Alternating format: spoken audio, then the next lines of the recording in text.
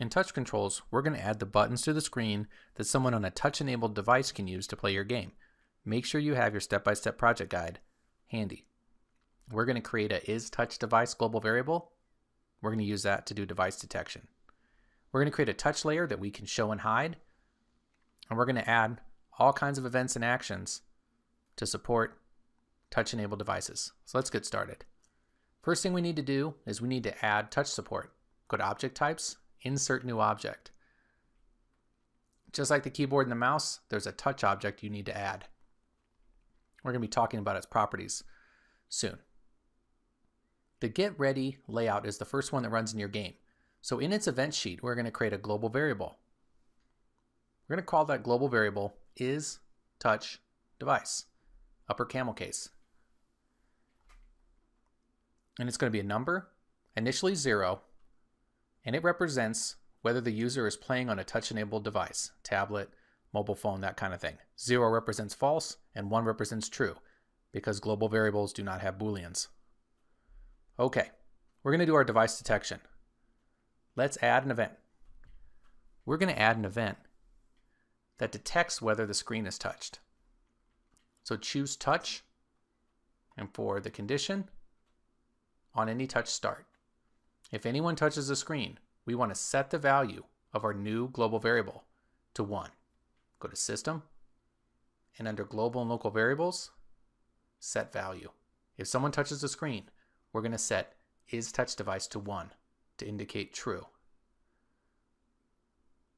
Drag it to be the second event in the group. Once again, on the first screen, someone touches the screen, we're setting isTouchDevice to 1. In addition to the keyboard and the mouse being able to take you to level 1 to start the game, let's add another condition. Let's add touch on any touch start. That way, a keyboard press, a mouse click, or a touch, any of those will start the game for you.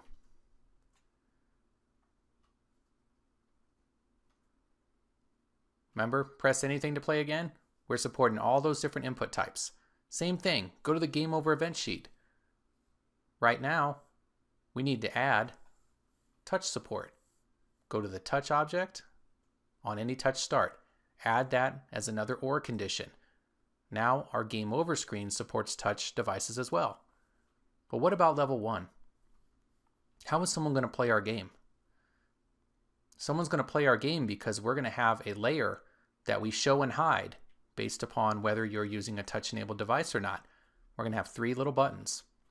Make sure you're on the level 1 layout and go to Layers. We're going to add a new layer at the top called Touch with a capital T. Make sure it's unlocked, that it's the only active layer, and that it's on top. We're going to set its properties. We're going to hide this layer until we figure out that you have a touch device, and then we're going to show it. So set Initial Visibility to Invisible. And we're going to use that special parallax property, the one that makes the layer non-scrolling, that locks everything into position. Set it to 0, 0. Now the only thing we're missing are our buttons. Go back to the project bar. We're going to add 3 object types. Insert New Object. Choose Sprite. And we're going to call it Touch. Left. Insert. It should show that it's going on the touch layer. Navigate to the image. Touch left, 160 by 160. Set its collision polygon. Right click. Set to bounding box. Make sure that the origin is 80/80. Right in the center. Red X to close. And we want to position these precisely using the properties bar. Go over to the properties bar. Let's make it half see-through by setting opacity to 50. And let's set the position to 192, 960, lower left-hand corner. Let's do the same thing. Let's create the touch right arrow. It's a sprite. Call it touch right. Insert. Same steps. Go to the folder. Find the touch right graphic instead. Collision polygon. Set to bounding box. Make sure it's 80/80 for its origin point. And let's position it precisely after making it half see-through, opacity 50. And we're going to position it 480, 960, right next to the left arrow. Now we need an up button. Insert new object. It's a sprite.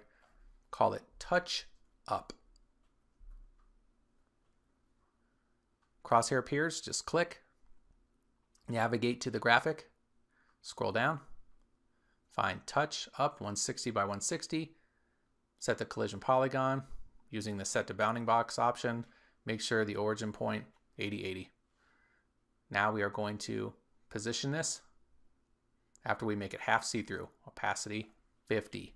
Position 17, 28, 960. Someone playing our game on a touch-enabled device will move left and right with their left hand and jump with their right. Go to touch layer and lock it. We need to go to our start and end level event sheet. If we've detected someone is on a touch device, we need to show this touch layer. Remember, we made it initially invisible. We're going to put it in the on start of layout as one of the first things we do. Let's add a sub event to the on start of layout. Go to system, and we're going to compare the variable is touch device to the value equal to 1. If is touch device is 1, if the person who's playing the game is on a touch enabled device, we want to show the touch layer. Add action and go to system. Under layers and layout, set layer visible. Which layer do we want to show? Touch, double quote, touch, and double quote. And done. This way, that invisible layer will only be shown to people with the touch enabled device. We have our touch controls, but they're currently not working. We need to add events to control them. Click Add Event and choose the touch object. Choose Is Touching Object, and let's start with the touch right object. When someone's touching the touch right button, we want to simulate the player going right. Choose Player, Simulate Control, under Platform, and then Right. We're going to do the same thing for touch left and touch up. Add Event, choose Touch, Is Touching Object, and choose Touch Left. If someone's touching touch left, we're going to simulate the player using their platform behavior going left. Choose Simulate Control, Control Left. Lastly, our touch up button. Add event, choose touch, is touching object, object, touch up. When someone is touching the touch up touch control, we want to add an action. Make sure the player, that we simulate control of the player jumping. And done.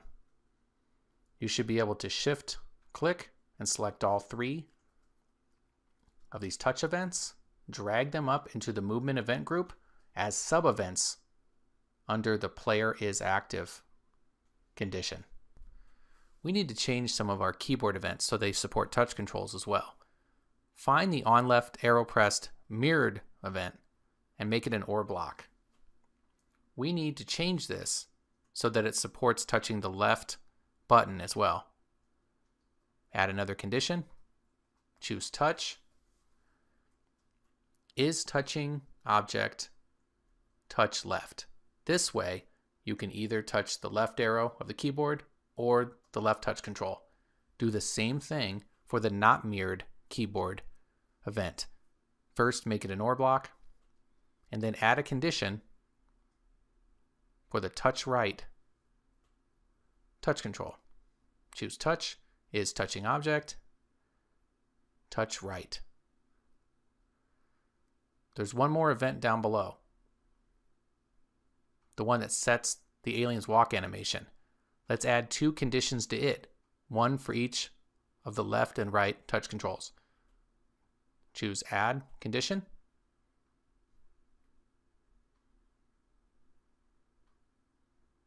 go to touch, is touching object, touch left, and then let's add another condition for touch right. Add another condition, choose touch, is touching object,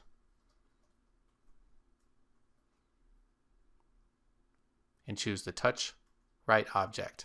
So now the left arrow, right arrow, or either of the touch control navigation buttons will make the alien walk animation play.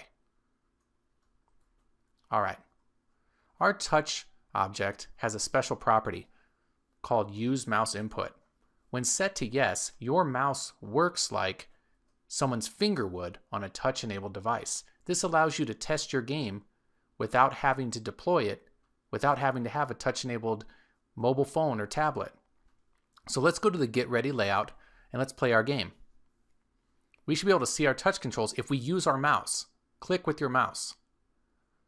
If you click with your mouse, notice how the invisible touch layer was shown. Because right now Construct 2 is using your mouse as if it were a finger. It's treating it like you're on a touch-enabled device. Test your controls, make sure they work. Left, right, and up. Before deploying your game, you want to set this off. So go ahead and set it to no, but only if you're done with your testing. Let's go back to Get Ready and let's play it in debug mode. Once again, use your mouse. Scroll down first to see the global variables. See how is touch device is currently 0 or false? If you used your mouse, there's no touch controls now because is touch device is 0. Just remember, you can use mouse input to test your game without a tablet or your phone.